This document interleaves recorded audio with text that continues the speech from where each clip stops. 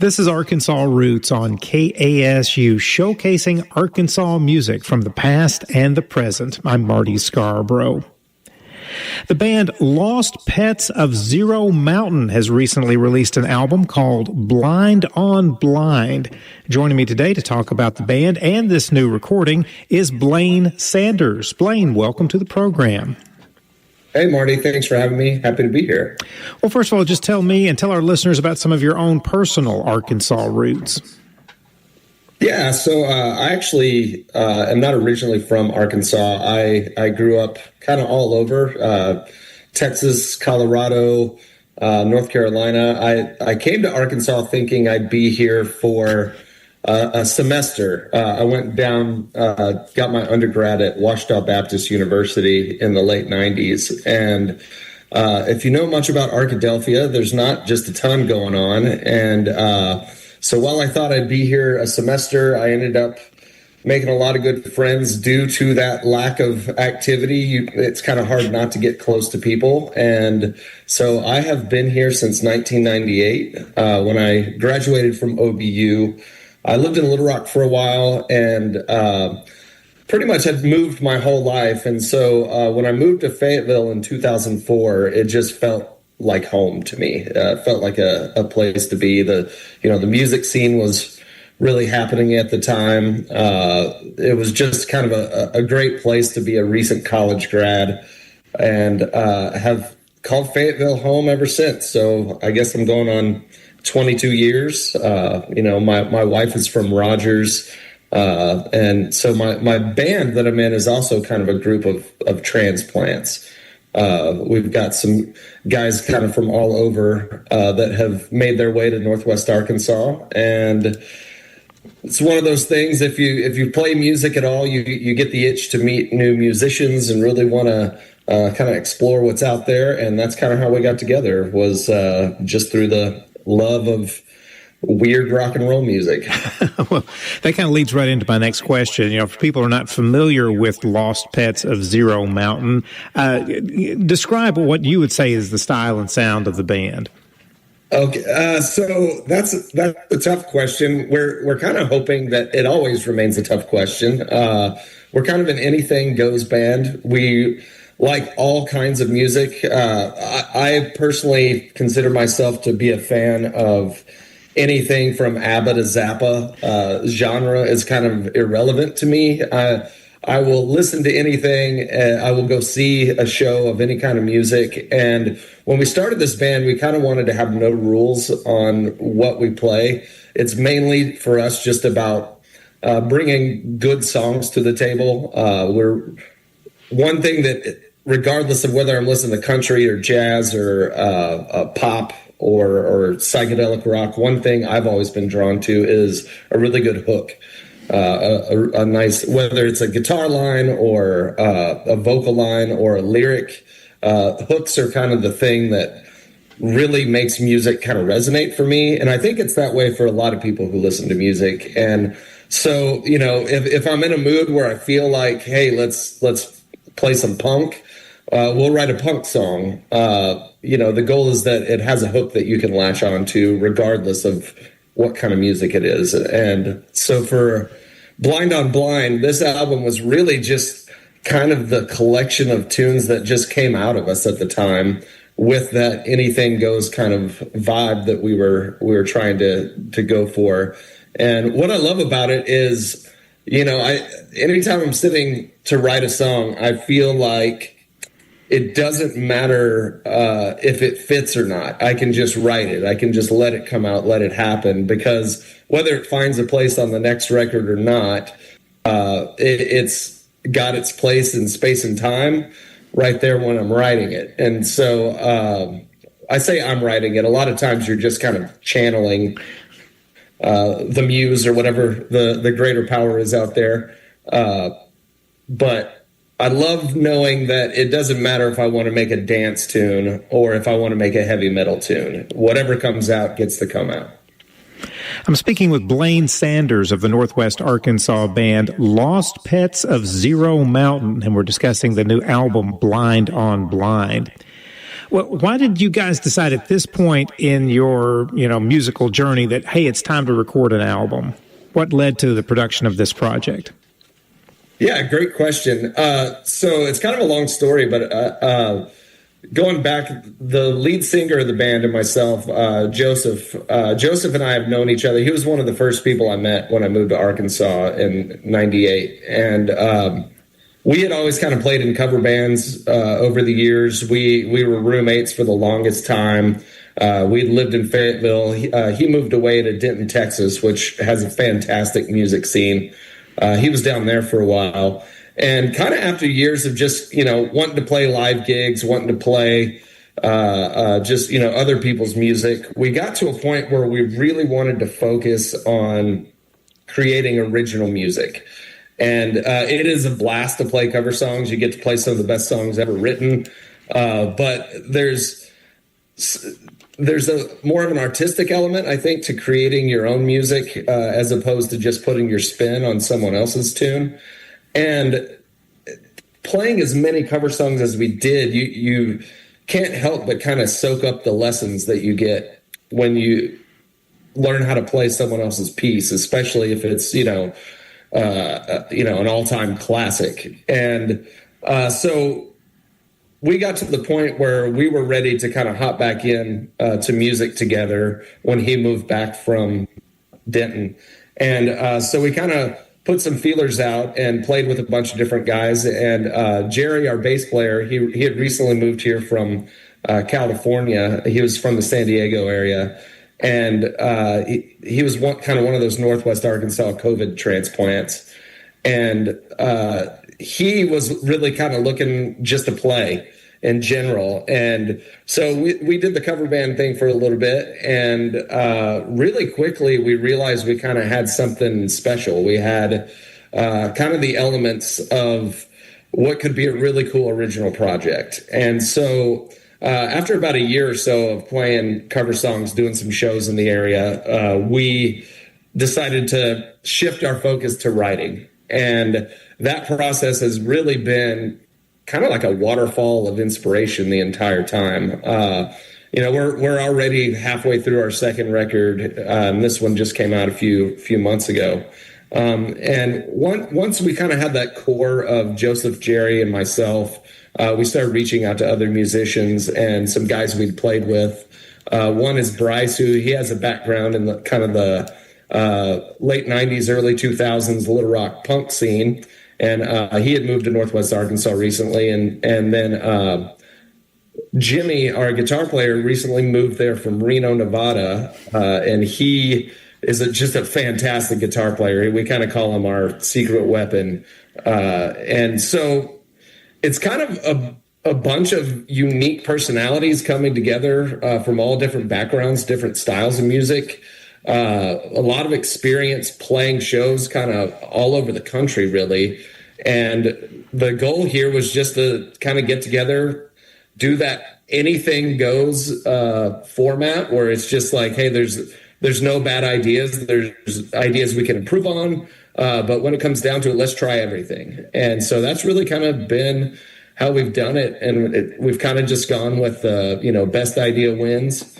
Whatever suits the tune is kind of what we end up going with. And it's been a whole lot of fun. So, yeah, it's been not bad for something that we had been dreaming about for over 20 years. We finally got to do this year. So that was really exciting. Let's get to some of the music then. I'd like to talk to you about some of the specific tracks on the album Blind on Blind from Lost Pets of Zero Mountain. Tell us about the one called Living Room.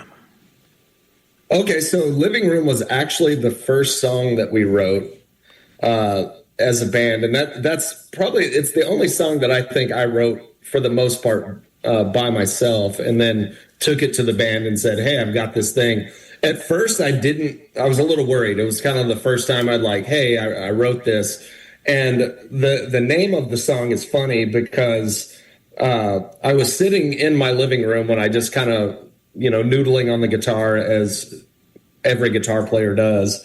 And I came up with this little riff and I was like, okay, so I went and recorded it. And didn't know what to title it. So I just put living room on the title because that's where I was playing the riff. I figured that would help me connect my brain to what that was if I went and looked at it a year later, 6 months later. About a day or two later, I got in and started messing with the song again. And I found that this story in my head just started forming that was all tied to the word living room. And what's been funny is how you can take something that's like, would seem mundane and turn it into like a universe. So it went from just being living room as two words to now it's turned into this kind of big love story about, this man leaving and thinking about all the best times in his life being in his former partner's living room.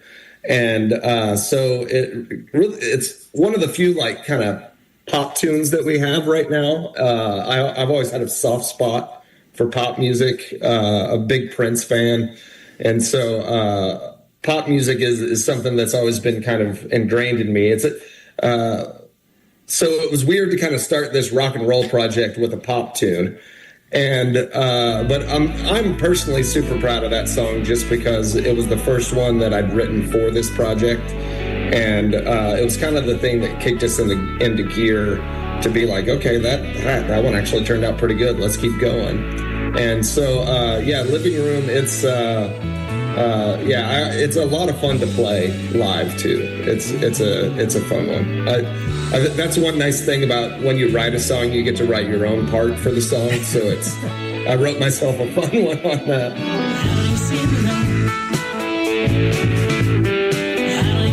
I'm leaving.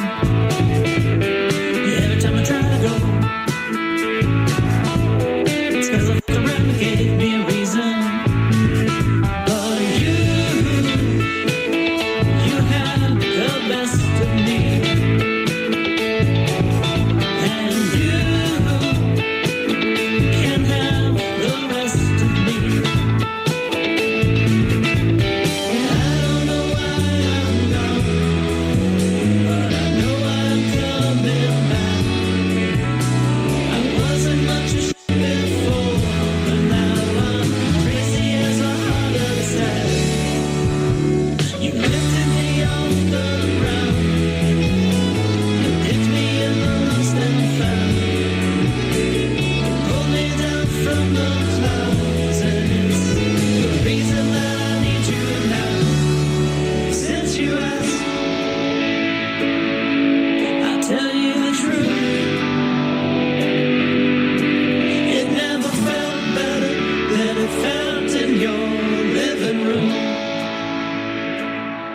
We're listening to music from the new album Blind on Blind by the Northwest Arkansas band The Lost Pets of Zero Mountain. I'm visiting with band member Blaine Sanders today.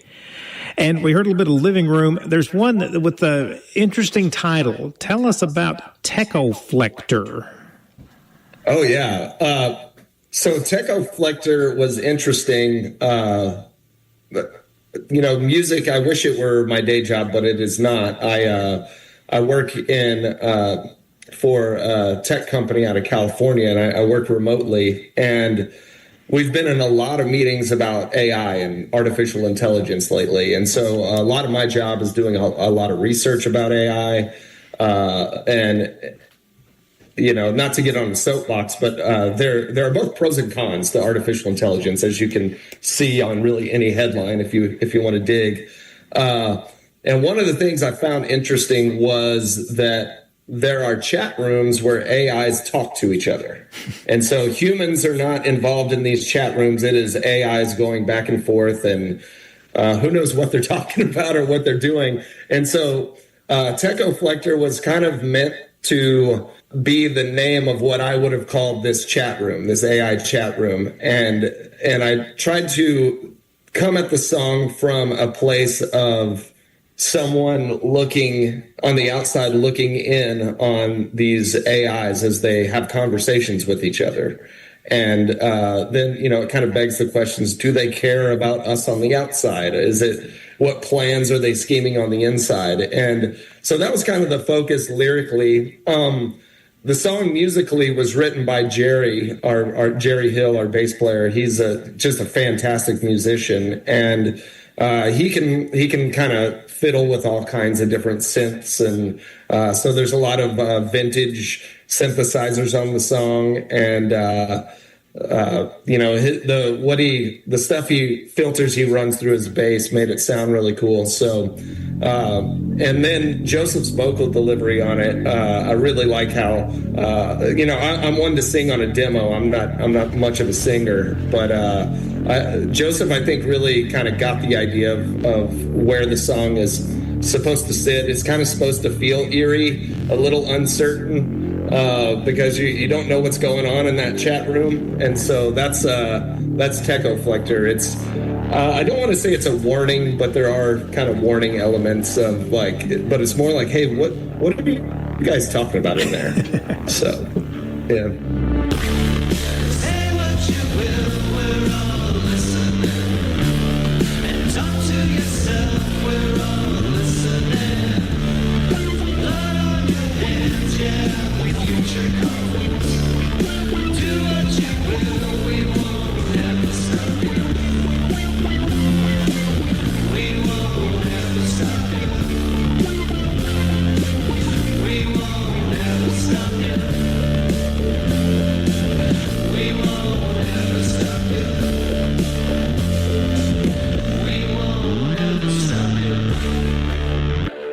I'm speaking with Blaine Sanders. He's from the Northwest Arkansas band Lost Pets of Zero Mountain, and we're discussing music from their recently released album, Blind on Blind. There's a title of a song that this was a phrase that was on many Arkansans' lips when the eclipse came our way recently, and that's Path of Totality. Tell us about how that song came about. Yeah, so that song was written about viewing the eclipse in Arkansas. So in a former career, I was a middle school science teacher for 14 years up here in Fayetteville. And one of my favorite units I got to teach was on space. And so I've always kind of been a space nerd, even when it comes to music. I like, space rock, like Pink Floyd, stuff like that, has been a big influence on me. And so when I knew we were going to get a full eclipse, that was a date I had marked on my calendar for 8 years. And so it was funny because I had booked different hotels along the Path of Totality based on the weather. And I was, I knew if I couldn't catch the eclipse in Hot Springs, then I could go catch it in Carbondale, Illinois or somewhere. And you know how the weather is in Arkansas. It's predicting it is kind of a fool's errand. But so when it came down to the day of the eclipse, I packed my whole family in the car and ended up canceling some hotel rooms. And I don't know if anybody remembers this like I do, but the weather was supposed to be awful that day for viewing an eclipse in Arkansas. And we ended up having a cloudless day. It was just amazing. And so when that day came, my family and I, all of our friends were trying to go to the Buffalo River to view the eclipse. And we ended up wanting to get as close to the middle of the Path of Totality as we could.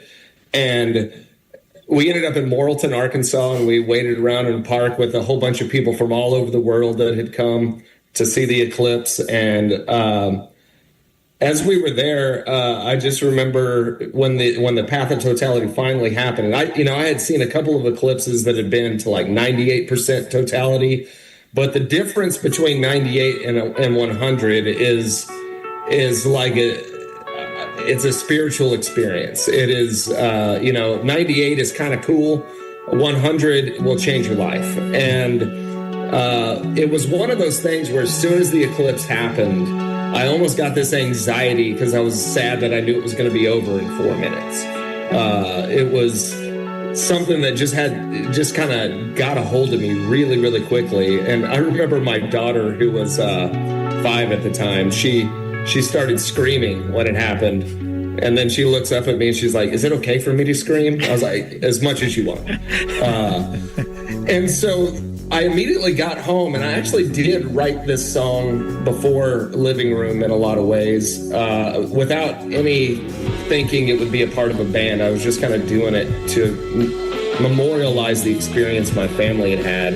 And, you know, when you're looking at an eclipse, you're getting the most close-up view you're ever going to get of a star and all its power and all its majesty. You know, the moon is allowing you to look at the star with your naked eyes for just that brief moment in time. And to me, it kind of reminded me of a romance in a way. And I was like, okay, so what if this romance was between this kind of long distance relationship that the sun and the moon have, and we're all the ones who get to view it, but they're the ones who have to do all the work.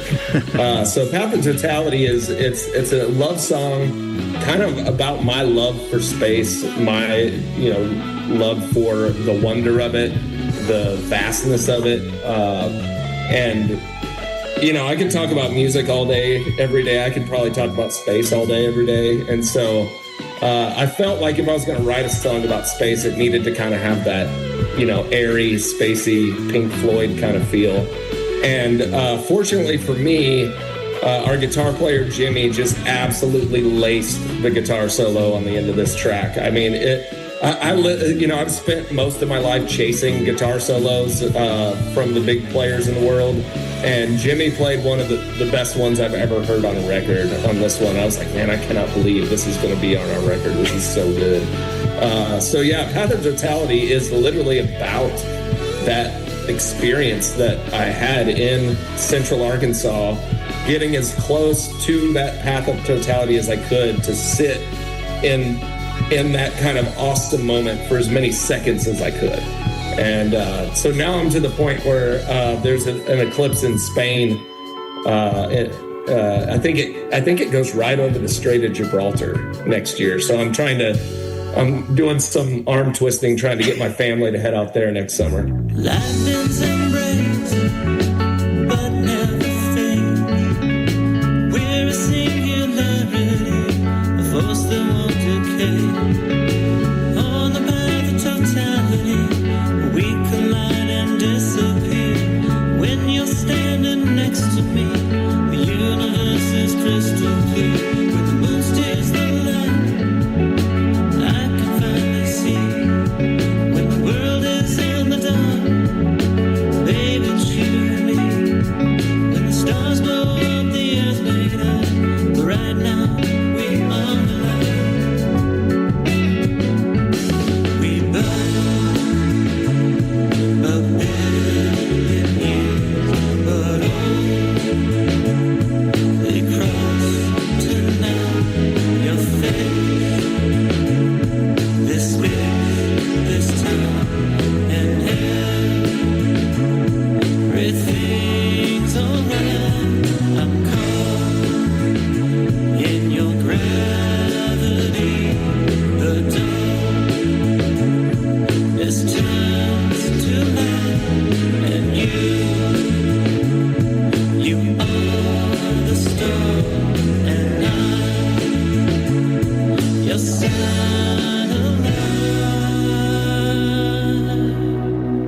We're listening to music from the album Blind on Blind from the Northwest Arkansas group Lost Pets of Zero Mountain. I'm speaking with band member Blaine Sanders.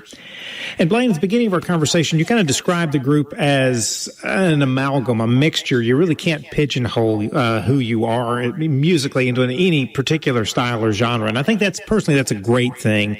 But being so nebulous musically with a genre, how does that benefit or maybe to the detriment of fitting into the Arkansas music scene? Yeah, that's a good question. We're still trying to find that out. I'm not 100% sure where we fit. And to be honest with you, I kind of like that about what we're doing. You know, I've always kind of thought one of the best comments we could ever get from someone is if someone said, "Oh, I listened to this band Lost Pets of Zero Mountain." Like, what kind of music is it? the best answer to me would be like, I don't really know, but they rip. So that's kind of how we felt. Now, there is definitely an element of rock and roll that runs through everything that we do. We have the kind of the 2-guitar bass, big lead singer vocals, pounding drum thing that goes into rock music, but we like to add elements, from anything really. We have one tune that I would call, kind of a country tune. We have, which is Grease Pig. That's another song about Arkansas that I didn't mention before. Grease Pig is a fun one because it feels the most like music you would hear in Arkansas, I would say. Grease pig running down the highway, trying to make it through to Friday. You got money on your mind, but you're Friday, and I think you wanna slide over my way.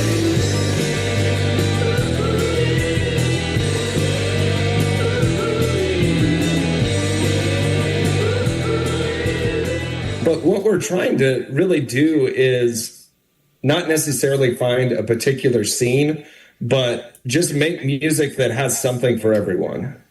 So, you may not love our whole show or our whole record, but you might love part of it.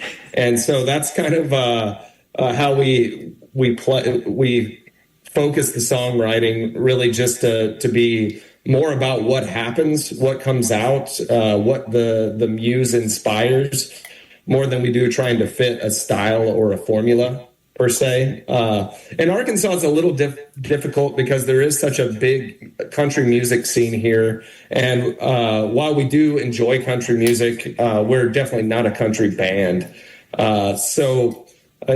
Finding the right venues can be a little bit more challenging, but our goal is to really just keep making music we love, keep doing what we do, and we feel like the right pieces will fall together when it needs to. Well, last question then for you. If someone would like to connect with Lost Pets of Zero Mountain, tell us about your online presence. Yeah, so we it's funny, being in band back in the day, late 90s, it wasn't much of a thing where you had to be a content creator as well as be in a band. So now I will say that content creation has not been our strongest suit, as most of our focus has just been on playing music together and writing songs. But we do have an Instagram account. It is Lost_Pets_band. So Lost Pets Band, just with the underscore separating the words. And, for clarification, our original name was Lost Pets. And, we had checked around. We thought we were the only Lost Pets out there. Turns out we found some other Lost Pets that were around in England about 15 years ago. So we actually practice at a place. Those who are in Fayetteville will know where Zero Mountain is. It's a mountain with a cave, and for years, Tyson Foods has used it as a cold storage place where they back their trucks into this cave to keep the chicken, to keep the chicken cold. And so our practice space is right around there. And so we really wanted to still be Lost Pets, and so we've kind of added the tag Lost Pets of Zero Mountain on the release of this album. But you can find us at Lost Pets Band on Instagram. I think we're probably Lost Pets Band on Facebook as well. And our for contacting us for any reason, we're Lost Pets Music, all one word, at gmail.com. Well, your music is wonderfully unique. It's fun. It doesn't fit into a box. And for me personally, I think that's the best kind of music that doesn't really sound like anything else. Blaine Sanders of the Northwest Arkansas band Lost Pets of Zero Mountain, thanks for joining me today to talk about your latest album, Blind on Blind. Awesome, Marty. Thank you. This was a lot of fun. And hopefully we'll catch you guys at a show in Jonesboro here in the near future. We'd love it. And we want to invite any Arkansas-connected musician to submit music to us here at KASU for consideration for inclusion in Arkansas Roots. Regular listeners know we cover just about everything from indie pop to rock and roll to acoustic sounds and everything in between.